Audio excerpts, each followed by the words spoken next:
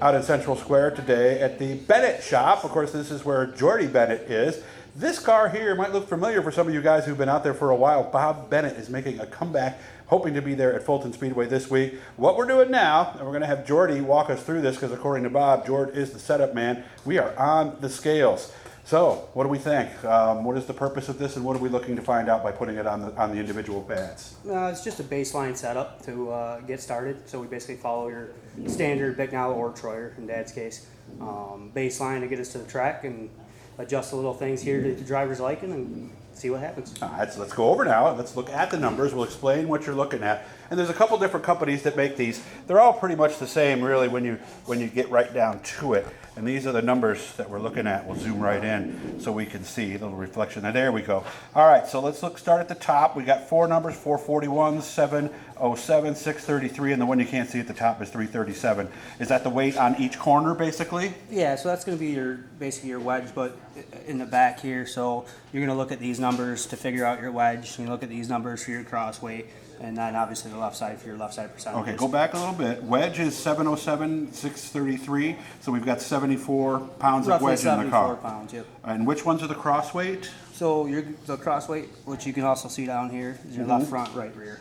And that percentage there is equivalent to these when you do the math. Oh, so the cross weight is the left front and the right rear. Okay, I always got confused on that. So now here's what we're looking at here. Left side weight, we've got the actual weight and the percentage. 54.2. When we first started, we were what, 51, I think, the first time we set it down? Yeah, so my mistake. Everybody's, you really got to make sure that these are zeroed out. If you have a scale that's off or did not zero out, you get the wrong weights on there. So it makes it a little frustrating when you're looking at it and the numbers are that far off. But when you're that far off, just make sure you double check your scales. Okay, so we just turned it off and hit the zero button there, and that got it right. And then you took it off the scales and made sure every number was zero, basically, right? Yep. And then when we get it back on, we were, I believe, 54.5. So we just took a little bit of left side out of it to 54.2. And we just did that by moving the front and rear end a little bit. You moved the rear end in and out on the left rear. What does that do? That will change your percentages. So if you want to have more left side percentage, you would suck that in towards the frame as well as the front. You can do the same. Generally, I try to do it equally. A little bit in the front, a little bit in the rear, so it's not dog tracking to say. Gotcha. Rear 63.2, is that about right? Yeah, we only have a couple gallons of fuel in it, so we're going to probably add a little bit of ballast. We'd like to come off the racetrack around 64. Okay. So I would say we're going to have probably 20 pounds of ballast back there. Left rear, right, left, that's your cross weight, right? 50.7, is that what I'm looking at? Yeah, and that number's different for everybody. If you It's go a by, preference, right? Yeah, if you go to the basic Bicknell or Troyer setup, that number's going to be different.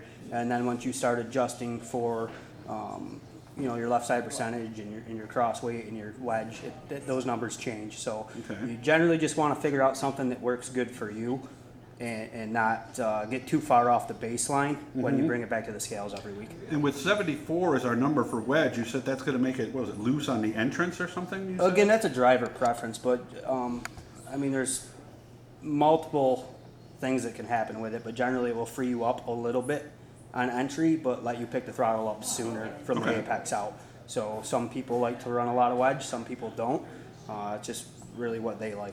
Okay, and the right side percentage, 45.8, is that about what we're looking at there? Honestly, I don't even look at that. Don't even look, it's just there as a number. Yep. Okay, any tips? Like you said, if you think something funky is going on, make sure to take it off the pads and hit that zero and start all over again, basically, right? It all starts here. This is a good baseline. This is the numbers that we like, and then we basically fine-tune with shocks and springs. But we found that this number works for us. We'll see if it works for Dad. He's been out of it for maybe 12 years or so. Okay. So this is what we're going to go out with, and hopefully it works for him. Hopefully you guys learned something here. Make sure to subscribe, turn on the notifications, leave a comment. If you have a question or something, put it right here. I'll get with Jordy. We'll do a follow-up if we have to. Thanks for doing this, man. I appreciate it. No problem.